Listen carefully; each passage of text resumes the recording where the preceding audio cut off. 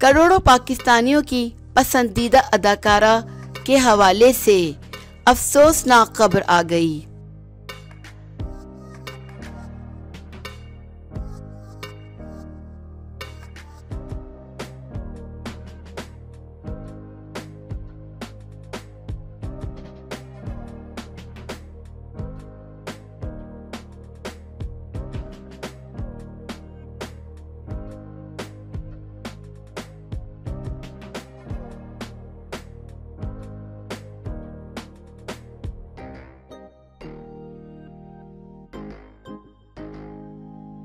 अदाकारा नाज़िश जहांगीर ने गुज़िश्ता 10 साल से इस बीमारी का मुकाबला किया और इससे लड़ रही हैं। अदाकारा ने अपनी पोस्ट में कहा कि इन्हें ये बताने में कोई आर नहीं कि वो 10 साल से डिप्रेशन का शिकार हैं और इससे लड़ रही हैं।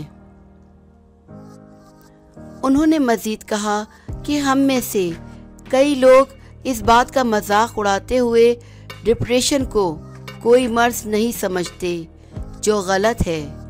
उन्होंने कहा कि इस बीमारी में मुब्तला मरीजों को थेरेपी के ज़रिए और अपनी फैमिली की तवज्जो और मोहब्बत दरकार होती है।